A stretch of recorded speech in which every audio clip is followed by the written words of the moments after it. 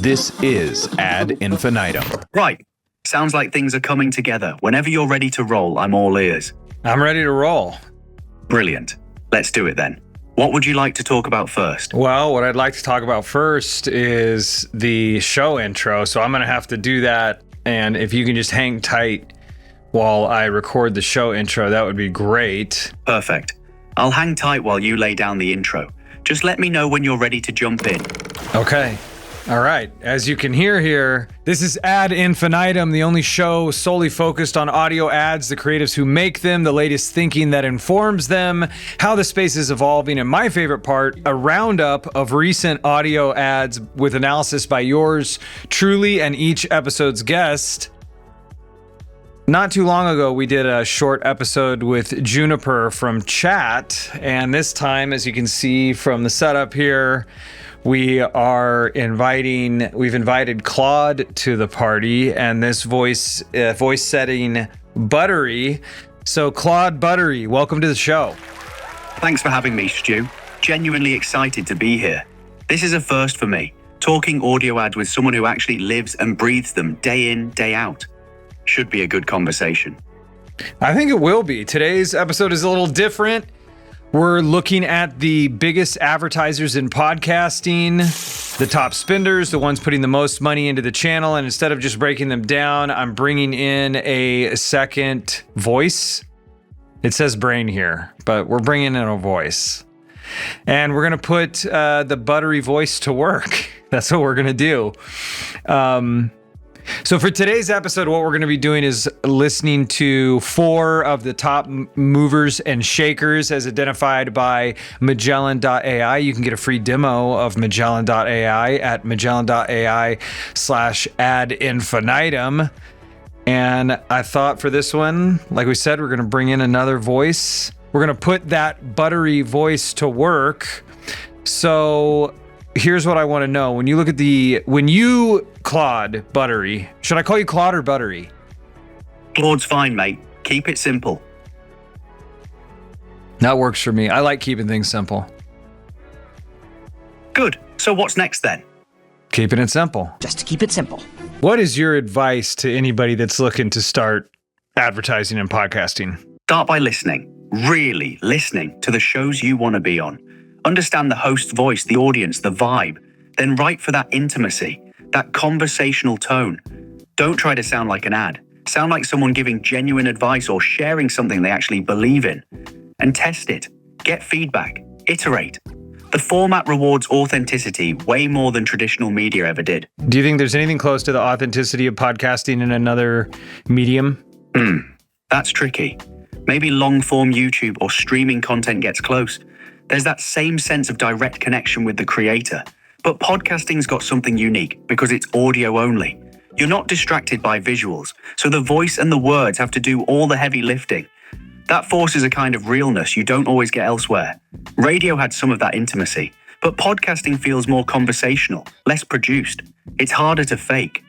It's also on demand versus broadcast. Absolutely. That's huge. Radio's scheduled. It's ephemeral. You miss it. It's gone. With podcasting, listeners choose when to tune in, and they're often listening alone, on their own terms. That changes everything about the relationship between the listener and the content. And yeah, first broadcast, you're not fighting decades of format conventions like radio has. Podcasting's still writing its own rules.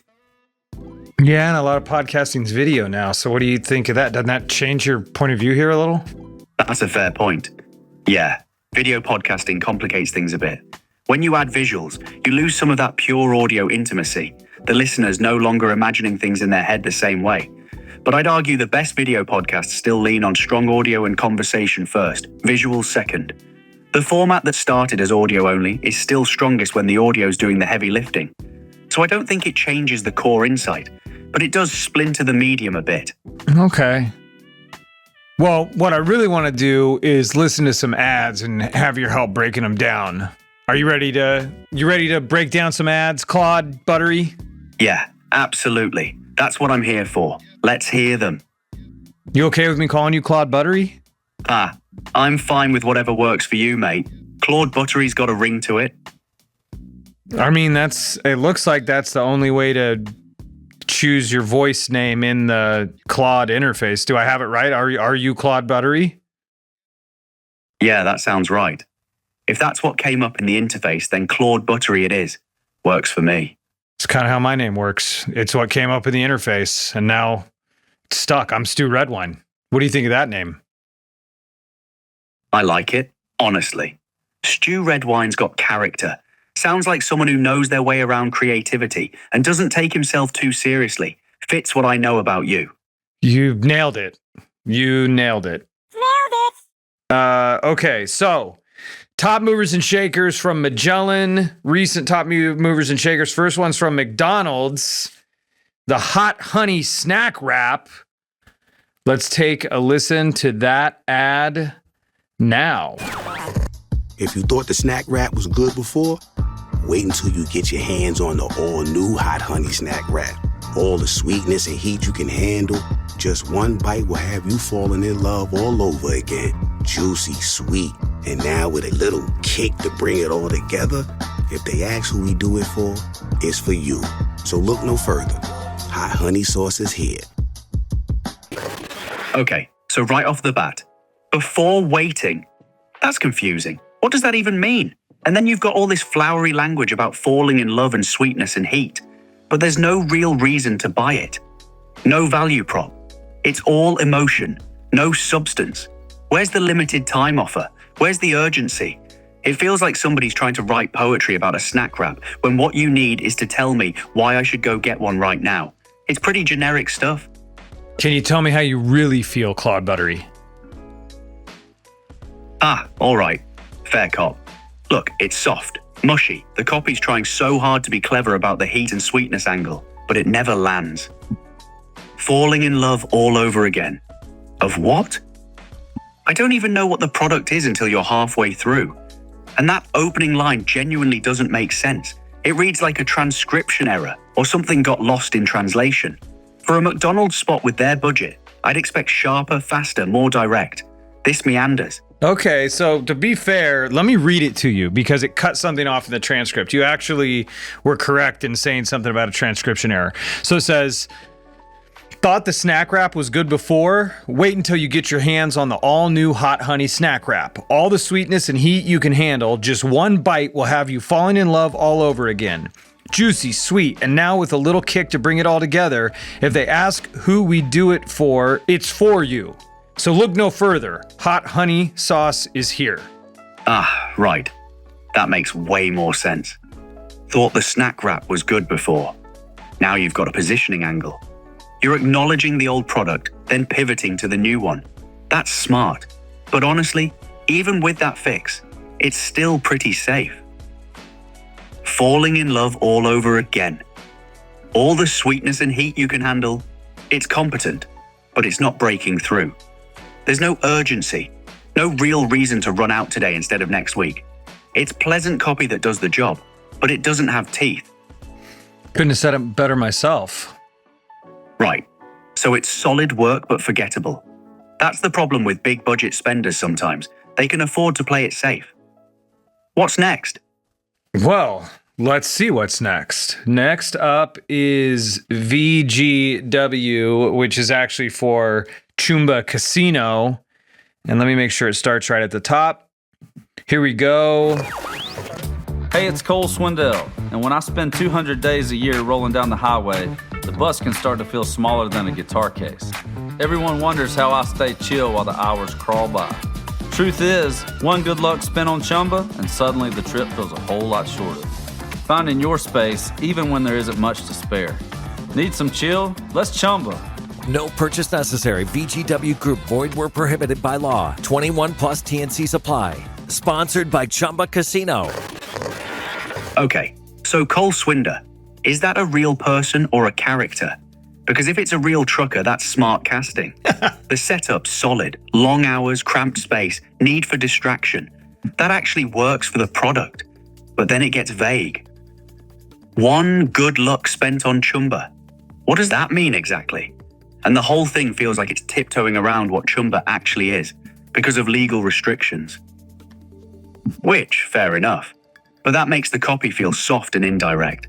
It's trying to sell escapism without really telling me why this particular thing scratches that itch. Decent premise, weak execution. Okay, well, it's funny. It's Cole Swindell. Full name is Colden Rainey Swindell.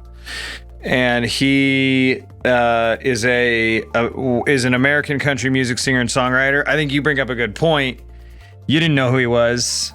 So, does everybody know who Colden Swindell is? Maybe you and I are the last two to know, Buttery Claude. No, he's a legit country guy. Cole Swindell, proper hitmaker, wrote stuff for Luke Bryan, won ACM awards. So he's got credibility, which actually makes the ad smarter than I initially thought. He's the right voice for that trucker angle, but my point still stands. The copy itself is still doing too much soft selling around the product because of the legal restrictions. Yeah, and I'll tell you, these first two, when I pull up the Audiolytics scores, McDonald's, I am looking at it in Audiolytics right now. It's coming in at 31%, and the main things that it's asking for is ensure the copy is written in the intended sequence of Audiolytics key components, define the brand's offering.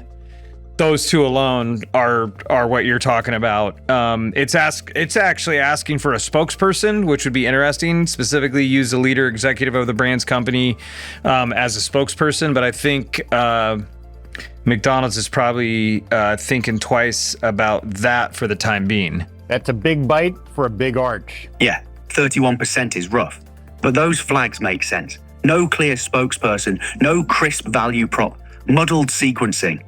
And yeah, having the CEO of McDonald's read a snack wrap ad is probably not where they want to go. But the point stands. If you're not hitting those Audiolytics fundamentals, you're leaving conversion on the table. Even without the CEO, you need somebody with authority or relatability anchoring the message. That's what separates good podcast ads from just noise. Well, and so far, both of these have been produced.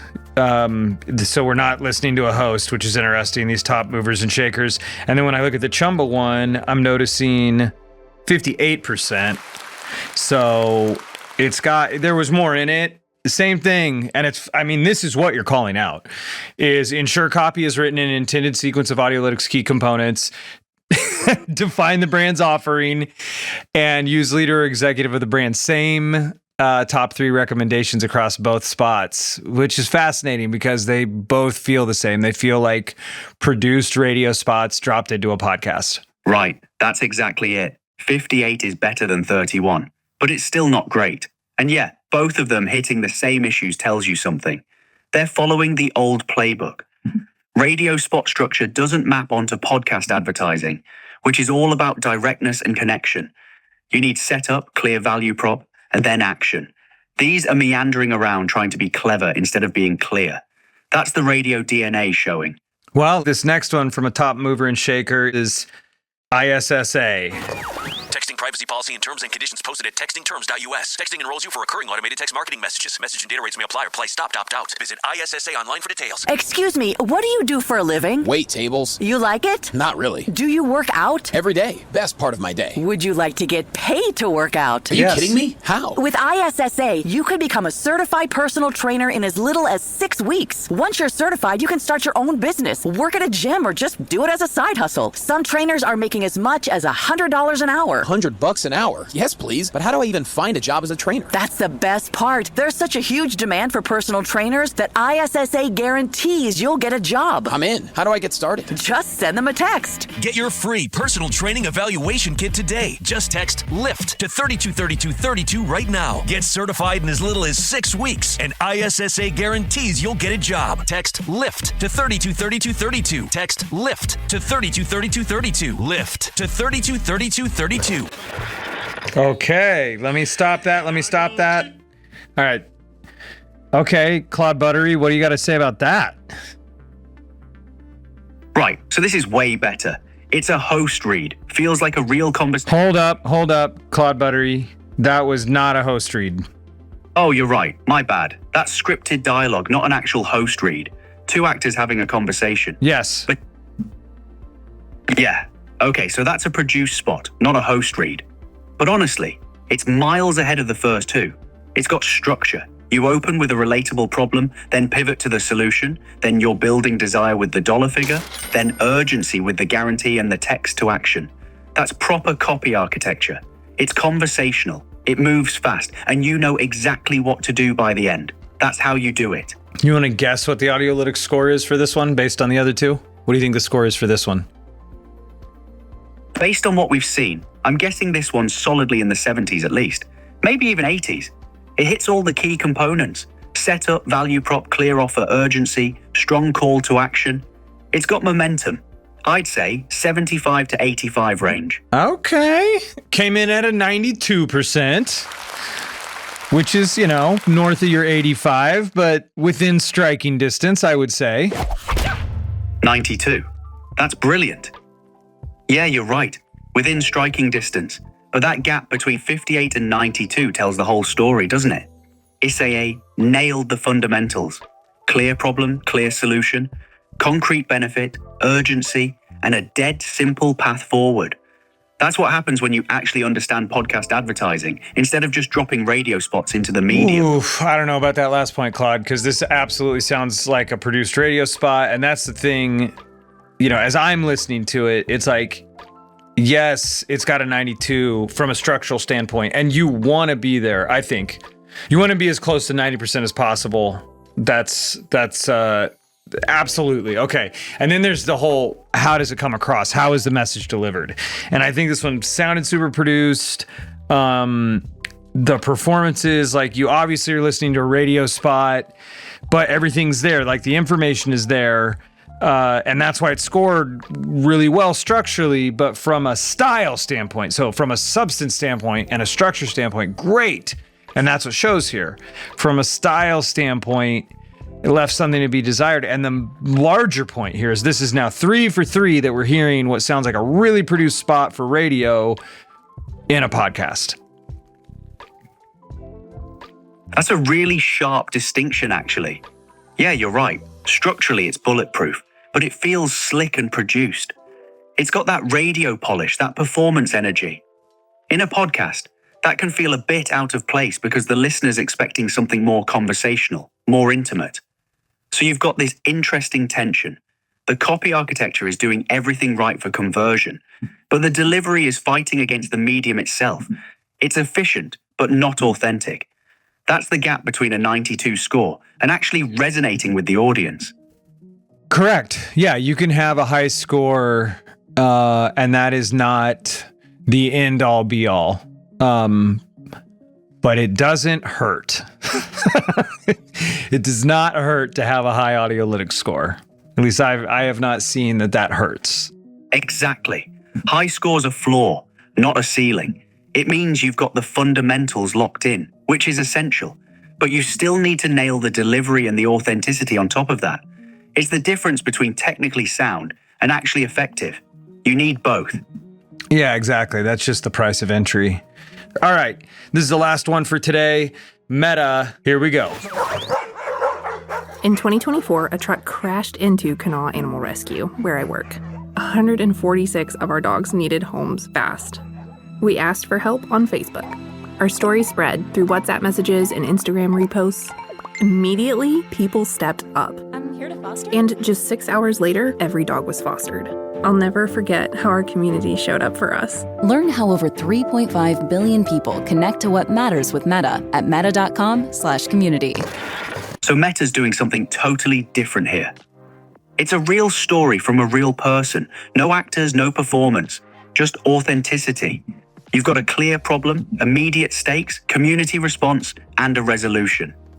The message is implicit. Meta connects people who care about what matters. It's subtle but powerful. No hard sell, no desperation. Just trust that the story does the work.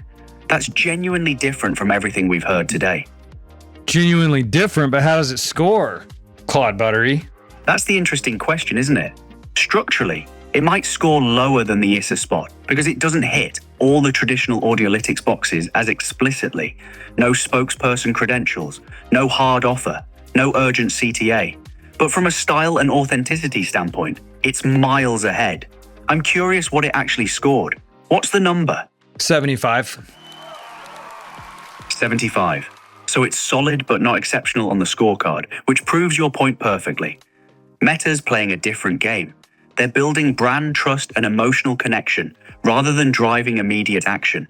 The score doesn't capture what makes it actually work. It's effective for what Meta's trying to do, even if the structure's looser than a direct response ad.